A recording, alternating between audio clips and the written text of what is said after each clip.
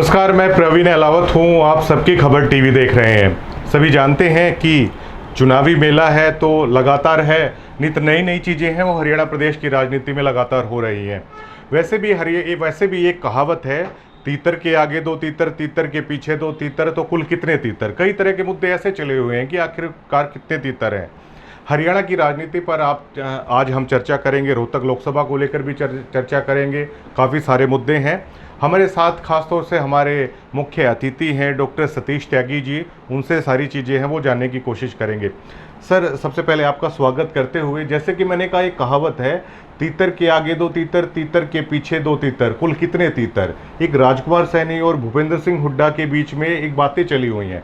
मैंने दीपेंद्र सिंह हुड्डा से पूछा क्या आप लोगों की सैनी साहब से मुलाकात हुई। बिल्कुल सिरे से उन्होंने डिनाई कर दिया। लेकिन अब राजकुमार सैनी के आपने देखा होगा, अखबार में भी बयान आया था कि मेरी भूपेंद्र सिंह हुड्डा से भी बात हुई। और लगातार हमारे सूत्र बताते हैं कि हफ्ता दो हफ्ता से लगातार जो हरियाणा प्रदेश के प्रभारी हैं उनसे लगातार बाबरिया साहब से वो मुलाकात कर रहे थे। तो किसे मानते हैं, क्या हुड्डा साहब से ये साठगांठ होके है, वो राजकुमार सैनी हैं, वो कांग्रेस में आए हैं। लगातार सभी इस सवाल को जानने की कोशिश कर रहे हैं। आपका क्या कहना है सर? तो धन्यवाद प्रवीण जी। राजनीतिक माहौल में राजनेताओं की बयानबाजी को बहुत गंभीरता से नहीं लेना चाहिए जी, लेकिन लेनी इसलिए पड़ती हैं कि जनता का सवाल है। और हम जैसे लोग जो विश्लेषक के तौर पे या पत्रकार होने के नाते इन सारी चीज़ों का विश्लेषण करते हैं, तो हम भी कोई राय बना नहीं पाते कि किसने क्या कहा। ऐसे दौर में हमें सिर्फ मोटिव देखने होते हैं। मेरी समझ यह है कि भूपेंद्र सिंह हुड्डा को विश्वास में लिए बिना इतना बड़ा कदम प्रभारी दीपक बाबरिया अपने आप उठा लेंगे, ये संभव नहीं लगता। और उधर राजकुमार सैनी बार बार ये कह रहे हैं कि हुड्डा साहब से मेरी कई बार मुलाकातें हुई हैं जी, और तब हम लोग इस नतीजे पर पहुंचे। हुड्डा साहब मना कर रहे हैं इस चीज़ को। देखिए, हुड्डा साहब को मना करना ही पड़ेगा। उनका जो अधिकृत जवाब है वो ये कह रहे हैं कि राजकुमार सैनी का कांग्रेस से कोई लेना देना नहीं, वो इंडिया अलायंस में आए हैं। लेकिन उस इंडिया अलायंस का नेतृत्व तो असल में कांग्रेस ही कर रही है जी। और कांग्रेस के दफ्तर में जाके ऑल इंडिया हेडक्वार्टर पे ये सारी चीज़ें हुई हैं। खड़गे जी की उपस्थिति है, राहुल गांधी वहाँ बैठे हैं। तो इस बात से इनकार नहीं किया जा सकता कि इस पूरे मुहिम को राहुल गांधी का, कांग्रेस अध्यक्ष का और कांग्रेस के शिखर नेतृत्व का आशीर्वाद प्राप्त है। हाँ, इतना जरूर उन्होंने एक सावधानी बरती है कि उस दिन हरियाणा का कोई भी नेता उस कार्यक्रम में शामिल नहीं था। और इसको इस तरह से पेश किया गया है कि ओबीसी कास्ट का एक ऑल इंडिया ऑर्गेनाइजेशन है जिसमें बहुत सारे आउटफिट्स हैं और उन सब ने मिलकर इसलिए कांग्रेस का समर्थन या अलायंस का समर्थन किया है क्योंकि दोनों की नीतियां एक हैं। राजकुमार सैनी ने ये कहा भी है कि राहुल गांधी लंबे समय से कास्ट सेंसस के जरिए आर्थिक विषमता के मुद्दे को लेके और प्रशासन शासन में भागीदारी के मुद्दे को लेकर वही भाषा बोल रहे हैं जो हमारी संगठनों की भाषा है। तब हमने ये सोचा कि क्यों सारी अपनी शक्ति नष्ट की जाए। और इस संदर्भ में जो राजकुमार सैनी कह रहे हैं कि मेरी हुड्डा साहब से भी बात हुई, मैंने उनको कहा कि हमें अपनी एनर्जी वेस्ट नहीं करनी चाहिए और सारी शक्ति एक साथ मिलके भाजपा को हटाने के लिए इस्तेमाल की जानी चाहिए। अब दोनों तरह के बयान, इसका क्या सच है क्या झूठ है ये संभव नहीं है इसका कोई आकलन कर पाना। लेकिन जो स्थिति सामने है उससे जो भी समझदार लोग हैं, जो राजनीति की समझ रखते हैं, वो एक अपना मानस उन्होंने बना लिया है कि सच क्या है गलत क्या है। हुड्डा साहब की मजबूरी है कि राजकुमार सैनी इतना विवादास्पद चेहरा रहे हैं और एक उनकी छवि इस तरह की बनी है कि उनके साथ खड़े होना भूपेंद्र सिंह हुड्डा जी को सूट नहीं करता। लेकिन कुछ तो है। एक ऐसा राजनेता, एक जाट आंदोलन के जो दौरान जिस पर खुलेआम सरेआम ये आरोप लगे कि जन भावनाओं को अपने बयानों के थ्रू भड़काया, पर्दे के पीछे ये सारा खेल भाजपा द्वारा रचा गया था। क्या एक ऐसे राजनेता को साथ लेके क्या भूपेंद्र सिंह हुड्डा ने बड़ी गलती की, मल्लिकार्जुन खड़गे ने बड़ी गलती की, या राहुल गांधी के बारे में एक बात है जो बार बार प्रचारित की जाती है और आपको तो इस बात का खासा अनुभव होगा, क्या राहुल गांधी की अनमेच्योरिटी को लेकर लगातार है सवाल खड़े होते हैं। क्या फिर से राहुल गांधी ने एक अनमेच्योर फैसला किया है? आप क्या मानते हैं?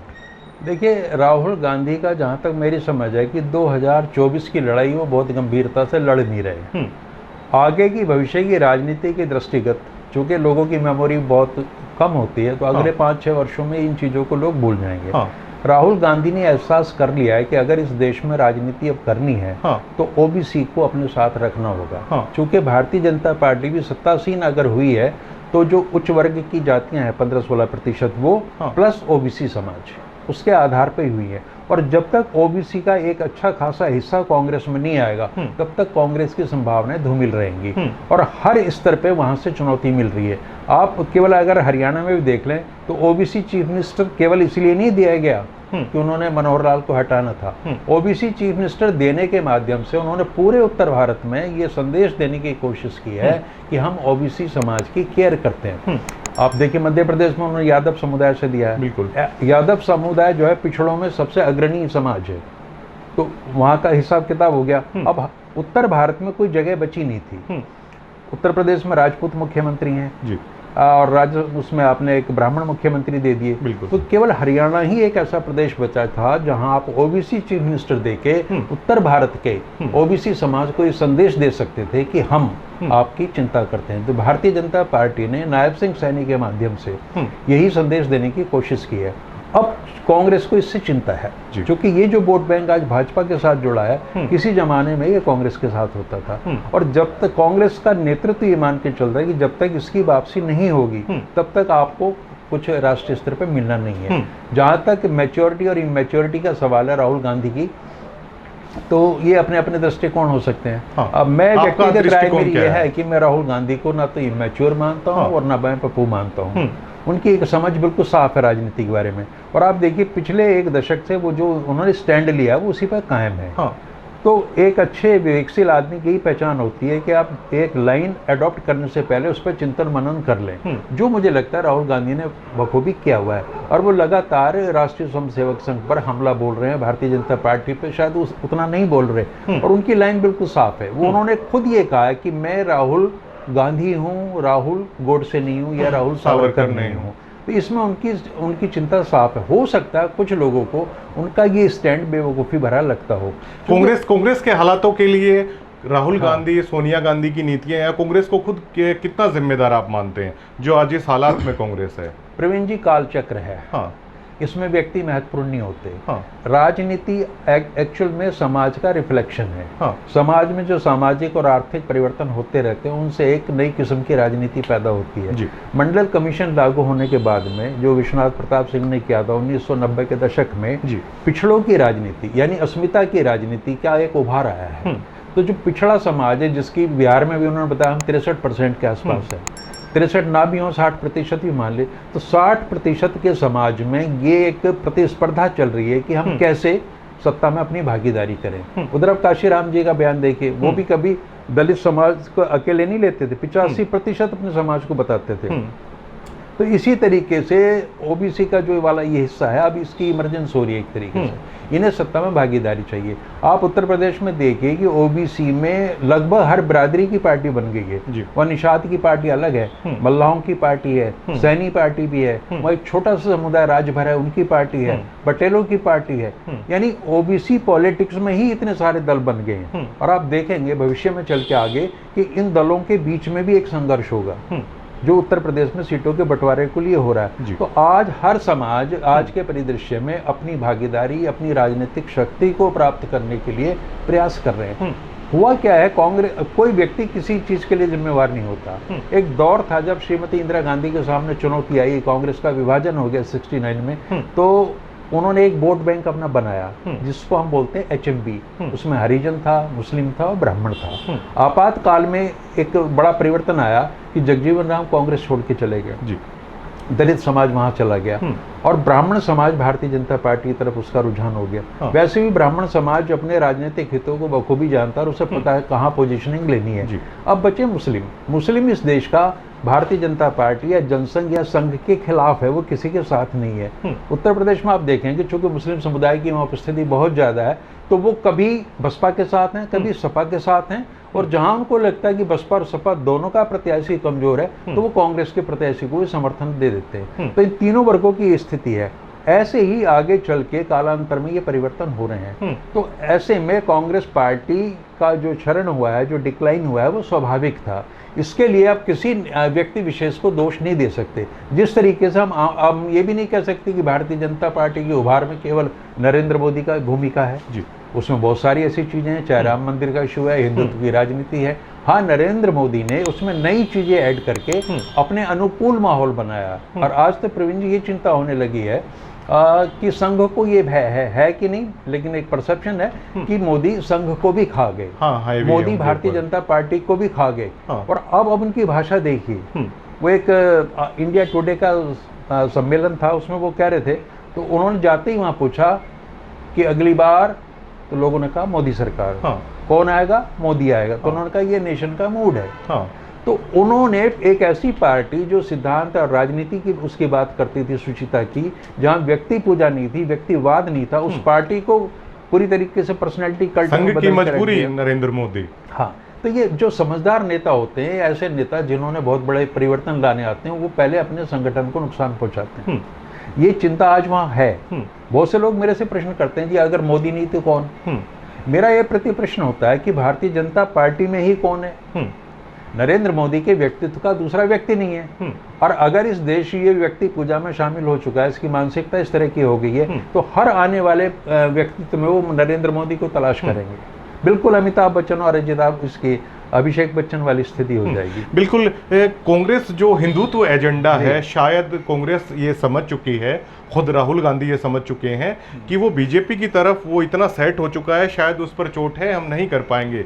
तो क्या एक नज़रिया ये भी देखा जा सकता है कि हिंदुत्व की बजाय ओबीसी या एससी एसटी की तरफ है वो दोबारा से लौटा जाए? क्या इसीलिए ओबीसी को साधने की कांग्रेस की तरफ से कोशिश हो रही है? बिल्कुल वही कोशिश है। और कांग्रेस ये जानती है कि इस समय जो है ग्राफ नरेंद्र मोदी की राजनीति या हिंदुत्व की राजनीति का अपनी एक सीमा तक पहुंच के थोड़ा थोड़ा नीचे आना शुरू हो गया। हर किस्म की राजनीति का एक बार कहीं ना कहीं पतन होता है, उसमें एक स्टेबिलिटी आ जाती है। तो राहुल गांधी की या उनके जो थिंक टैंक है, उनकी समझ है कि आने वाले 5-7 वर्षों में भारतीय जनता पार्टी की जो राजनीति है वो सैचुरेशन पर पहुंच जाएगी, पहुंच भी गई है। इसी चुनाव में आप देखिए कि राम मंदिर को एक बड़े मुद्दे के रूप में पेश किया गया था, लेकिन वो नहीं चला, है ना। और अगर हम ये कहें कि नरेंद्र मोदी इतने सक्षम है कि हर व्यक्ति को चुनाव जिताने की स्थिति में है, तो उनको अपने कैडर के अपने लोगों को लाना चाहिए था। हरियाणा जैसे छोटे प्रांत में ही 10 में से 6 लोग ऐसे हैं जो बीजेपी की पृष्ठभूमि के नहीं है। अगर उनमें इतनी सामर्थ्य है, तो मेरा ये कथन है कि जो आपकी शाखा से निकले, जो आपकी विचारधारा से लोग निकले हैं, आप उनको जिताने का दम क्यों नहीं भरते? आपको क्यों इंद्रजीत चाहिए? आपको क्यों धर्मवीर चाहिए, है ना? या आपको क्यों नवीन जिंदल चाहिए जिसने 1 घंटे के अंदर पार्टी ज्वाइन करी, पार्टी में आगे? रणजीत चौटाला जो कल तक आपके कैबिनेट में ही इंडिपेंडेंट मिनिस्टर थे, आप उनको भी टिकट दे रहे हैं। इसका मतलब कहीं ना कहीं भारतीय जनता पार्टी का नेतृत्व ये मानता है कि उनके कैंडिडेट्स या उनकी स्थिति ऐसी नहीं है कि वो अपने मौलिक लोगों को चुनाव जितवा सकें।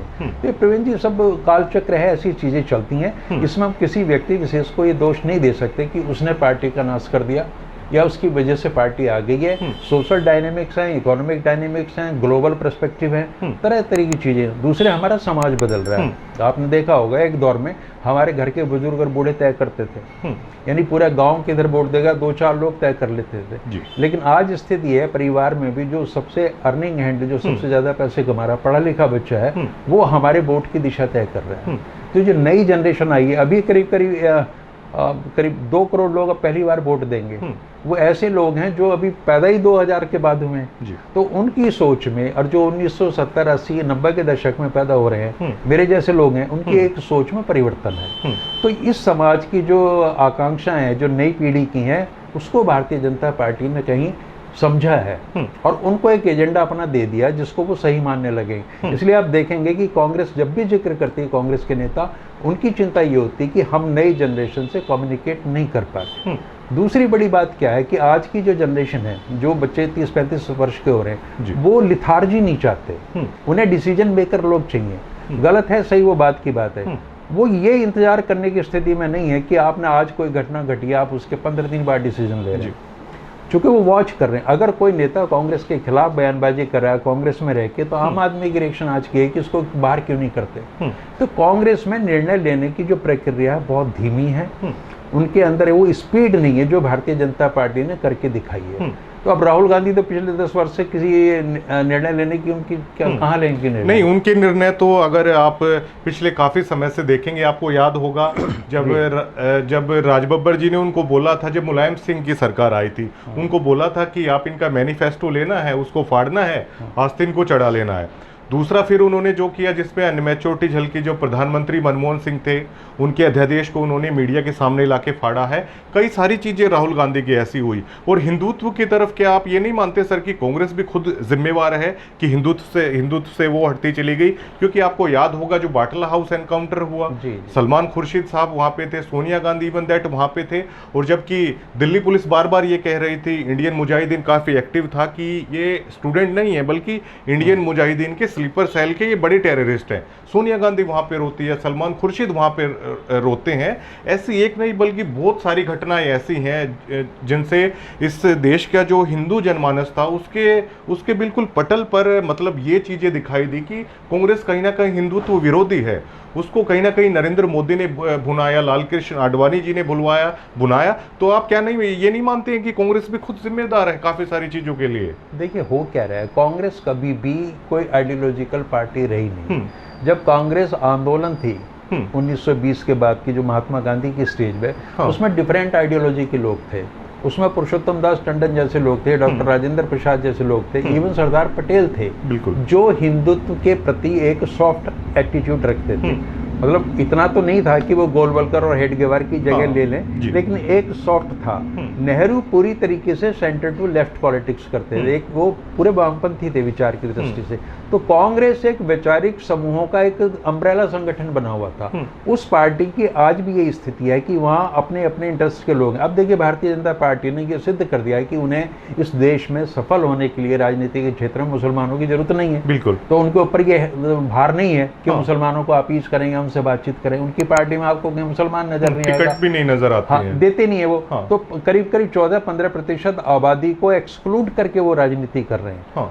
और ऐसी ही स्थिति दलित और किसान समुदाय के साथ भी है। लेकिन धीरे धीरे उन्होंने वहाँ हिंदुत्व का प्रवेश करके अपने लिए जगह बनाई है और लोगों को ये समझाना शुरू कर दिया है कि आप किसान बाद में हो, आप मजदूर बाद में, आपकी जाति बाद में, पहले आप हिंदू हो। मैं भारतीय जनता पार्टी की इस चीज़ को सफलता मानता हूँ कि वो एक ऐसे धर्मनिरपेक्ष राष्ट्र में जिसकी बुनियादी धर्मनिरपेक्षता पर पड़ी है, वहाँ बहुत बड़े समाज के हिस्से को ये समझाने में सफल रहे हैं कि आपके लिए जाति गौण है, आपकी महंगाई गौण है, आपकी बेरोजगारी गौण है, आपके लिए हिंदू राष्ट्र सर्वोपरि है। कांग्रेस के अंदर बहुत चैलेंजेस हैं। कांग्रेस के अंदर आप ना तो एंटी मुस्लिम बात कर सकते हैं, इसीलिए कभी सलमान खुर्शीद को आगे आने पड़ता है, बिल्कुल, है ना। और अगर कहीं दलितों के प्रश्न पे बात होगी तो वहां पे दलित नेतृत्व उनका आएगा। आज खड़गे जी राष्ट्रीय अध्यक्ष हैं और कांग्रेस को ऐसा निर्णय लेना चाहे जो दलित विरोधी समझा जाएगा तो खड़गे जी अपने अस्तित्व के लिए नहीं लेने देंगे। तो कांग्रेस के अंदर जो लॉबीज हैं तरह तरह की, वो उनको इंडिपेंडेंटली काम नहीं करने देते। और ये जो कहा जाता है ना कि वहाँ निर्णय एक ही व्यक्ति लेता है, ये कहने की बात है। वहाँ निर्णय पूरी कंसेंसस के साथ में ली जाते हैं, उन पर चर्चा होती है। चूंकि कांग्रेस का शिखर नेतृत्व कभी अपनी मर्जी से निर्णय ले ही नहीं सकता। राहुल गांधी का सवाल ये है कि जब नरेंद्र मोदी आए हैं सत्ता में, तो आप देखिए बाकी जितने भी आपके नेता हैं, चाहे अखिलेश यादव हैं, तेजस्वी हैं, ममता हैं, ये सब क्षेत्रीय नेता हैं। इनका राष्ट्रीय राजनीति में कोई असर है नहीं। केवल और केवल एक कांग्रेस थी और कांग्रेस के नाते राहुल गांधी थे जिनकी एक पोजीशनिंग थी। नरेंद्र मोदी ने नारा ये नहीं दिया विपक्ष मुक्त भारत, उन्होंने क्या कांग्रेस मुक्त भारत। और जब ये कह रहे थे वो, तो उनका मतलब ये था मोटा मोटा कि हमने राहुल को एलिमिनेट करना है कांग्रेस के माध्यम से। और आज तक वो इसी उस पर चल रहे हैं। मैं एक प्रति प्रश्न ये पूछता हूँ कि नरेंद्र मोदी इतने बड़े नेता हैं, वो अपने समक्ष अपनी चुनौती के रूप में केवल राहुल गांधी को क्यों रखते हैं? अगर राहुल गांधी पप्पू हैं यार, उनमें अपरिपक्वता है। देखिए, कोई भी समझदार या शक्तिशाली व्यक्ति होगा, उसकी पहचान उसके शत्रु से होती है कि उसके किस तरह के लोगों से उसकी शत्रुता है। अगर एक बहुत कमजोर आदमी आपने चुना है और उसको लगातार आप कमजोर किए जा रहे हो और उससे आप अपनी प्रतिस्पर्धा रख रहे हो, तो कोई भी समझदार आदमी जो पहलवानी और अखाड़े के नियम को जानता है, इसको बहुत अच्छा नहीं मानेगा।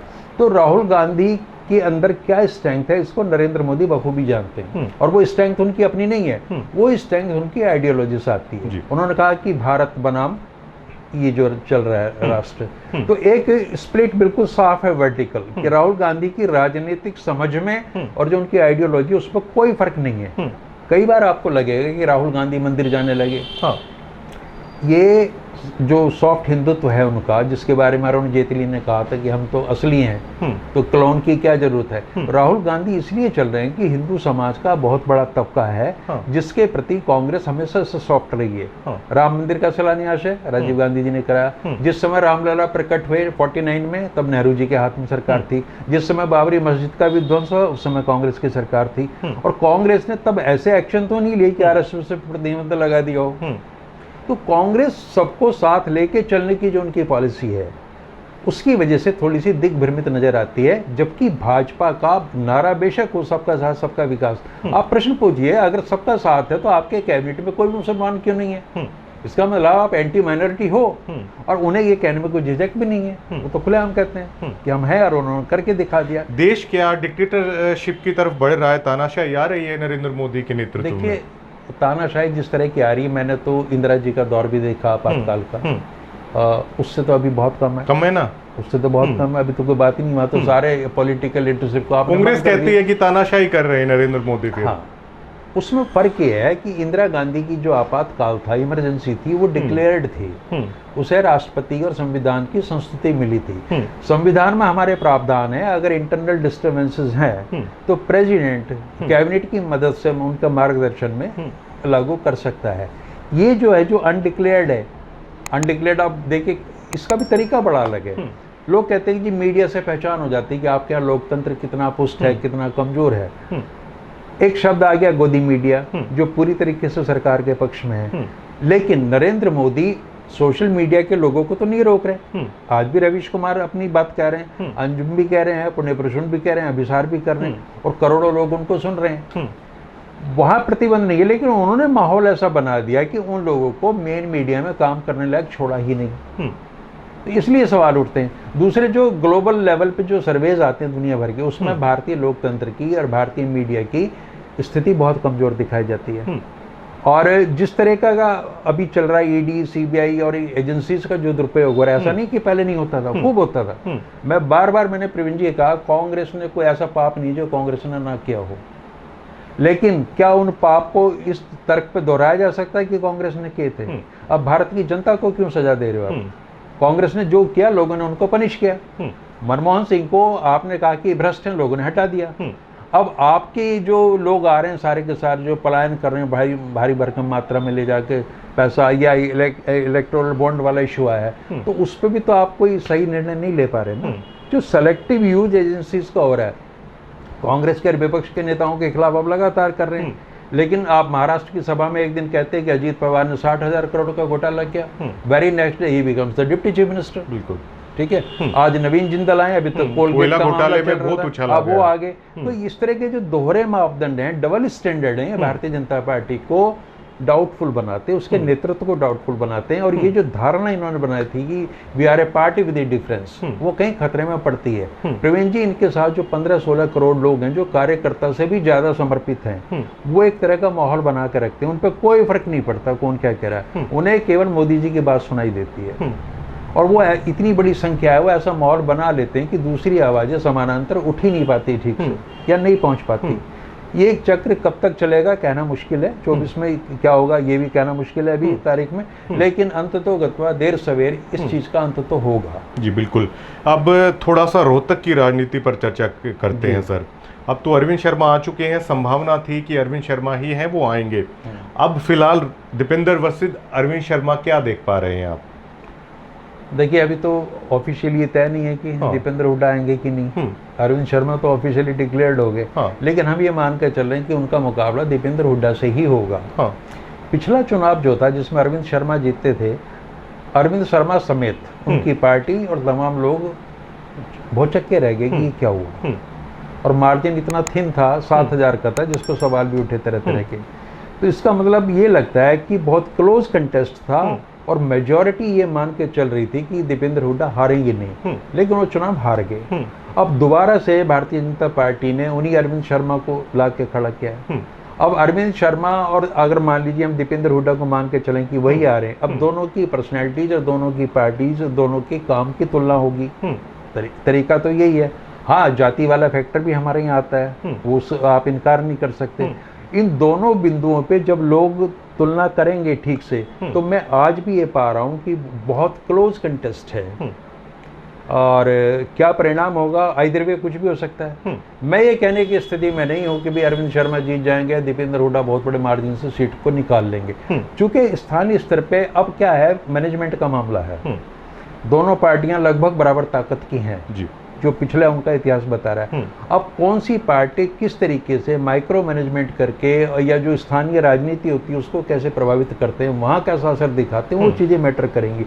आइडियोलॉजी, नरेंद्र मोदी, राहुल गांधी, ये कोई इशू नहीं है। बिल्कुल दो व्यक्तियों के बीच का चुनाव है, आइडियोलॉजी का कोई लंबा चौड़ा मतलब नहीं है, और दोनों लगभग एक से पेडेस्टल पर खड़े हुए हैं। अब ये डिपेंड करता है कि दीपेंद्र हुड्डा अगर उन्होंने वो गंभीर हैं और होना चाहिए उनको कि उनको भाजपा की राजनीति को खत्म करना है, तो उनको अब अपनी जो शतरंज है ना वो बिछाना पड़ेगा। 9 के 9 विधानसभा क्षेत्रों में उनको बहुत ही सूक्ष्म स्तर पे जाके काम करना पड़ेगा, एक एक व्यक्ति को आइडेंटिफाई करना पड़ेगा, लोगों को मनाना पड़ेगा अगर कोई नाराज है, जातीय समीकरण देखने पड़ेंगे, और जो विधानसभाओं में जो मौजूद लोग हैं जिनका कोई असर है उन लोगों को अपने साथ में लेना पड़ेगा। अब दिल्ली या चंडीगढ़ का काम नहीं है, अब केवल और केवल धरातल का काम है, और इसमें जो भी सफल हो जाएगा वो अपनी बाजी मार के ले जाएगा। एक ऐसा चेहरा जिनके पिता मुख्यमंत्री थे, मतलब जाहिर तौर पर अपने लोकसभा क्षेत्र में उन्होंने काफी विकास करवाया, एक ऐसा चेहरा जिसको संसद ने बेस्ट सांसद तक का अवार्ड दिया। क्या आपको ये नहीं लगता कि सिर्फ कांग्रेस की जो असली कमी है उनको छुपाने के लिए 35-1 या जाट या गैर जाट की वजह से दीपेंद्र की हार मानते हैं? क्या ऐसा पॉसिबल हो सकता है, या काफ़ी वजह और भी हो सकती हैं जिससे खुद दीपेंद्र सिंह हुड्डा या कांग्रेसी हैं उस मुद्दे पर बात तक नहीं करना चाहते, चाहे सर वो आर्थिक असमानता का मामला हो जो खुलेआम पर्ची या खर्ची के कारण है उनके ऊपर लगा, चाहे ये वाली बात हो, एक कम्युनिकेशन गैप हुआ जब भी दीपेंद्र सिंह हुड्डा जीते, कभी धन्यवादी दौरा है उन्होंने बिल्कुल है वो पूरी तरीके से वो नहीं किया था, तो कई कारण और भी हो सकते हैं ऐसे, केवल 35-1 या जाट गैर जाट है वो नहीं हो सकता है, और ऐसे कारण हैं जिनसे बचने की कोशिश करती है कांग्रेस। देखिए, मल्टीपल कॉजेज हैं, किसी एक भी जीत या हार को आप एक झटके में परिभाषित नहीं कर सकते। जो कारण आपने गिनवाए हैं वो सारे हैं, सब है, और उन्हीं पे काम करने की जरूरत है। जब मैं कह रहा हूँ को ध्यान देना है, इलेक्शन मैनेजमेंट दीपेंद्र हुड्डा जी का पिछली बार बहुत पुअर था। देखिए, भारतीय जनता पार्टी के पास में पूरा एक पैराफर्नीलिया है, पूरा एक तंत्र है जो उनके लिए काम करता है।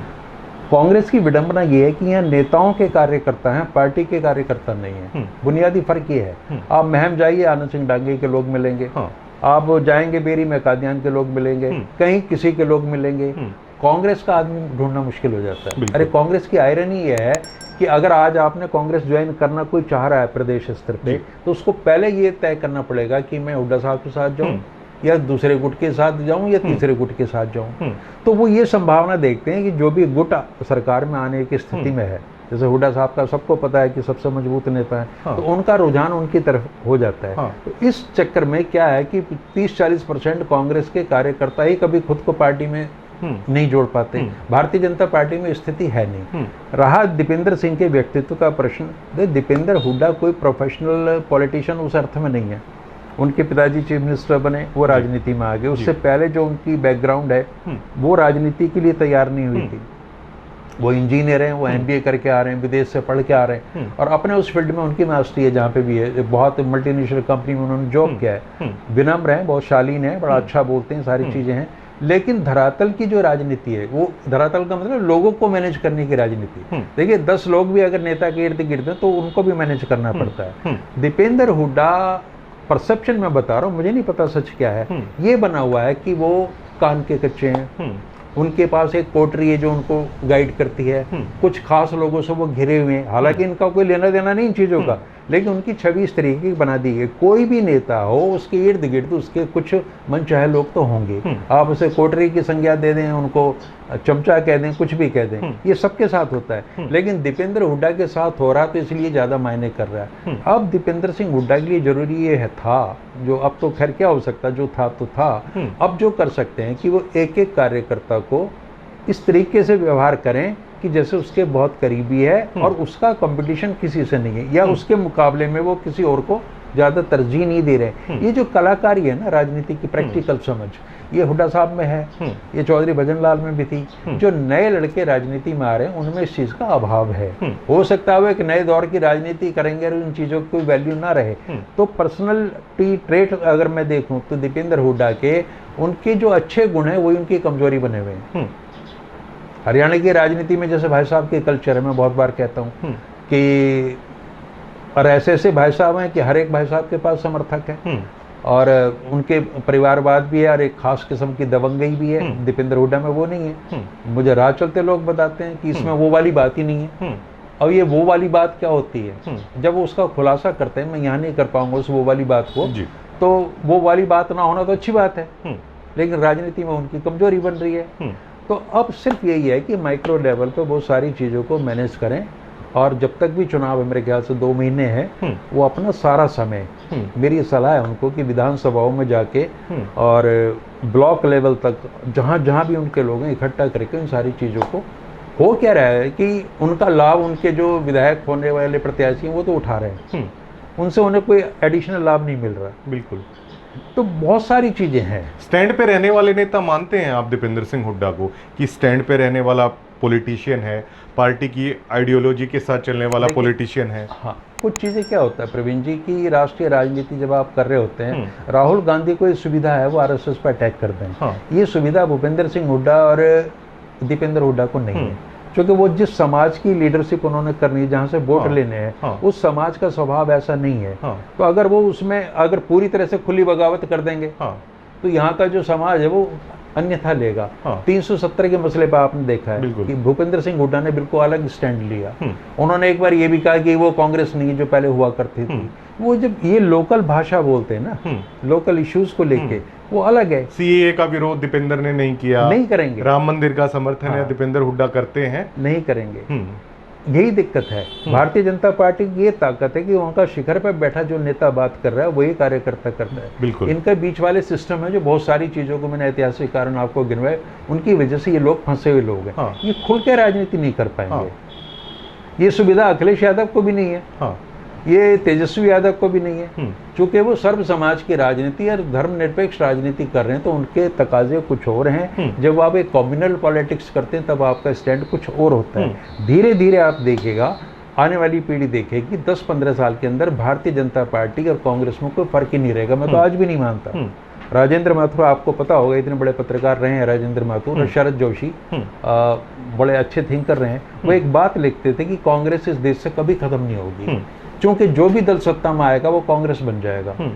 और आप बखूबी आज की परिदृश्य में देख रहे हैं कि कांग्रेस और बीजेपी में क्या है, अलग करना मुश्किल हो रहा है जी। वो उनके कैंडिडेट्स के सिलेक्शन से भी दिख रहा है, और भ्रष्टाचार से उनके लगातार होते समझौते हैं वो भी हैं, चूंकि वो ये जानते हैं कि भारतीय समाज का सच है। और एक स्थिति ऐसी आएगी कि उनको मुस्लिम का वोट भी चाहिए होगा।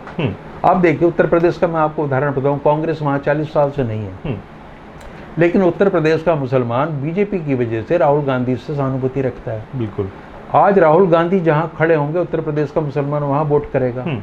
राहुल गांधी टोटली इररिलेवेंट थे, लेकिन अब बसपा और सपा दोनों ने महसूस कर लिया है कि राहुल गांधी का साथ इसलिए जरूरी है कि उनकी उपस्थिति में हमें माइनॉरिटी का वोट मिलेगा। और अगर वो इधर उधर होंगे, जैसे मायावती जी हो रही हैं, थोड़ा डोल ड्रम में जा रही हैं, तो उसका एक ही मैसेज आ रहा है कि मुसलमान सपा के साथ है, सपा के साथ है, तो इस वजह से वो कांग्रेस के साथ है। तो बहुत संवेदनशील हमारी राजनीति है। नवीन जिंदल जैसे ये भी कहा गया, प्रेशराइज करके शामिल करवाया गया, फिर टिकट उनको दी गई। कोयला घोटाले में काफ़ी नाम है नवीन जिंदल का उछला था, सफ़ेद पोश कांग्रेस दागदार भी हुई थी, काला रंग उस पर भी लगा था। क्या भाजपा इससे दबाव में क्या आप मानते हैं भाजपा के इस फैसले से? क्योंकि एक नेता, अब लोग, एक आम जनमानस के सवाल कर रहा है कि जब वो नेता कांग्रेस में होता है वो दागदार है, बीजेपी में आते ही जैसे वो सारे पाप हैं उसके धुल गए हैं, दबाव मानते हैं बीजेपी पर।